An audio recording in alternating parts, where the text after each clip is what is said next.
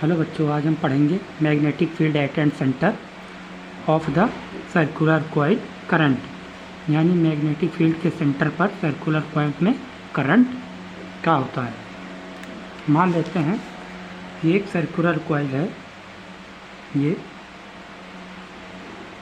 एक circular coil है, इसके अंदर आई करंट फ्लो कर रहा है, आई करंट मूव कर रहा है इन यूनिफॉर्म मोशन में।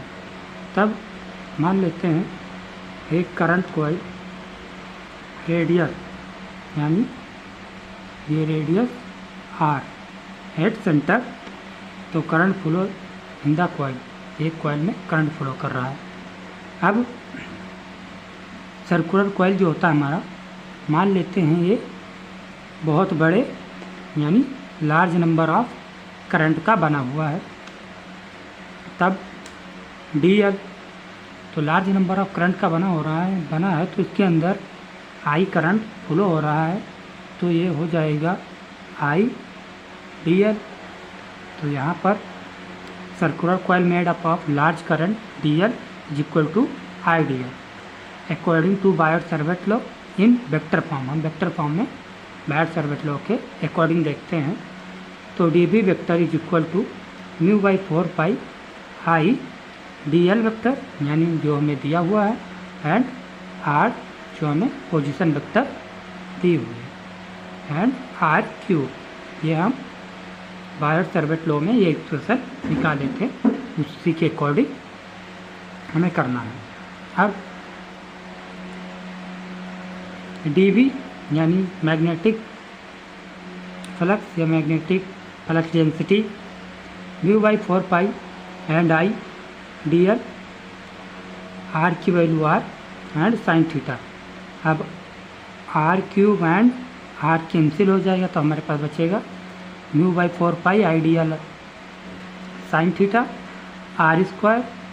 तो बियर जहाँ R पोजीशन वेक्टर और एक पॉइंट O का पोजीशन वेक्टर है, तो angle between DL and R, DL and R के बीच में एंगल 90 डिग्री हो, अर्थात theta is equal to 90 degree. अब हम आगे देखते हैं,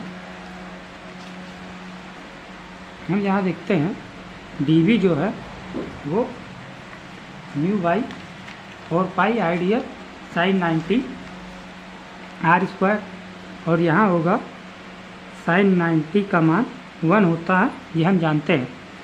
तो अब DB mu by 4 pi I DL R square, ये हमारा फाइनल फार्मूला होता है। फिर फर्दर इसी को इंटीग्रेशन करते हैं, तब डी इंटीग्रेशन DB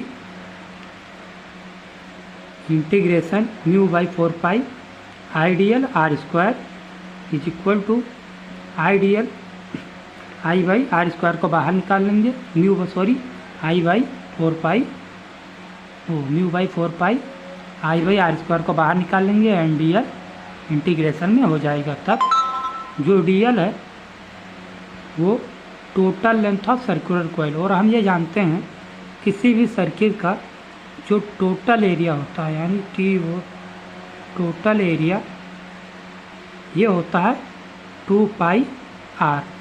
तो टोटल एरिया 2 पाई R। अब इसी को हम इक्वेशन में पुट कर देते हैं, B is equal to mu I 4 pi R square और 2 पाई R। तो R से R को कैंसिल कर देंगे, हमारे पास क्या बचेगा, mu by 4 pi 2 pi I by R।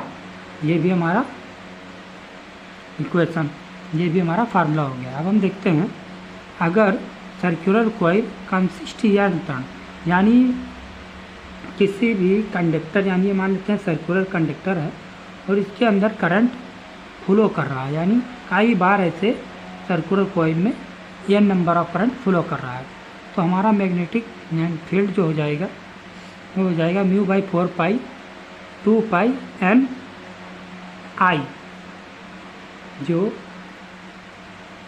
ये हो जाए, तो n जहाँ हो जाएगा ये नंबर ऑफ टर्न, यानी कितनी बार ये टर्न है। अब हम ये हमारा फाइनल आंसर हुआ, यानी ये हमारा फार्मूला हुआ। अब हम क्वेश्चन देखते हैं।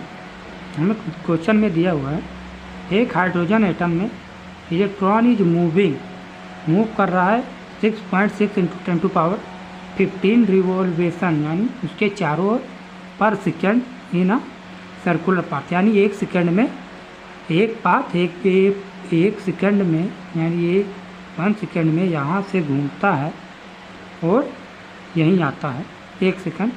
तो इसका रेडियस दिया हुआ है 0.5 angstrom. What is the magnetic induction, यानी हमें मैग्नेटिक इंडक्शन यानी हमें बी की वैल्यू निकालनी है। Produce at a centre of orbit, यानी ऑर्बिट के सेंटर, यानी इसके सेंटर में। तो हमें दिया है गिवन वी, यानी रिवॉल्विंग कर रहा है वेलोसिटी, हमें दिया हुआ है वी यानी वेलोसिटी 6.6 × 10⁻15 और रेडियस दिया हुआ है 0.53 एंगस्ट्रॉन। और एंगस्ट्रॉन को मीटर में कन्वर्ट करने के लिए इसको 10⁻10 से मल्टीप्लाई कर देते हैं, यानी 0.5 × 10⁻10 और ये 10⁻10 एंगस्ट्रॉन की वैल्यू है। अब हम देखते हैं current due to a orbit, किसी ऑर्बिट में करंट मोशन कर रहा है, यानी इलेक्ट्रॉन मूव कर रहा है एक ऑर्बिट में। तो I = E/t, यहाँ t टाइम हो जाएगा, तो I = E/ वेलोसिटी। I की यानी E यानी इलेक्ट्रॉन की वैल्यू होती है 1.6 × 10⁻19 इंटू जो हमें B की वैल्यू हमें दी गई है जो है 6.6 × 10⁻15। अब इनको सॉल्व करने पर हमारे पास I की वैल्यू आती है 1.056 × 10⁻³ एंगस्ट्रॉन। अब I की वैल्यू फार्मूला में पुट करते हैं, यानी हमारे पास जो फार्मूला आया था वो था μ/4π 2π I/NI। तो यह यहाँ नंबर ऑफ टर्न हो जाता है, तो इसकी वैल्यू है, हमें μ/4π की वैल्यू ये जानते हैं 10⁻7 होता है। तो 10⁻7 × 2 × 4 जो हमें पाई की मान होता है 2/7 इंटू हमें दिया गया था 1 सेकेंड में एक पाथ चक्कर करता है, तो हमें निकालना है। तो यहाँ 1 होगा, क्योंकि किसी सर्किल में 1 सेकेंड में एक ही बार पाथ बना है। और हमारे पास जो आई की मान आई थी 1.056 × 10⁻³ और वी की वैल्यू हमें क्वेश्चन में गिवन थी 0.53 × 10⁻10, ये हमें क्वेश्चन में गिवन थी। तो अब इसको सॉल्व करने पर हमारे पास जो फाइनल आंसर आता है वो 12.5 Wm² आता है। अब नेक्स्ट क्वेश्चन देखते हैं। हमें नेक्स्ट क्वेश्चन में दिया गया है एक plane of a circular coil, किसी सर्कुलर कॉइल का एक प्लेन हॉरिजॉन्टल, इट है यानी n टर्न, यानी ये हो जाएगा n जो 10 बार घूमता है, ईच ऑफ ये हो जाएगा रेडियस और जो मीटर में कन्वर्ट करेंगे 0.08 मीटर। करंट यानी I की value 2 ampere. Flow through it which appear clockwise from point vertical above it. हमें फाइंड क्या करना है, magnitude and direction, magnetic field का मैग्नीट्यूड और direction at the centre of coil के सेंटर पर। तो हमें कुछ नहीं, हमें सब कुछ वैल्यू दी गई है, केवल फार्मूला में पुट करना है।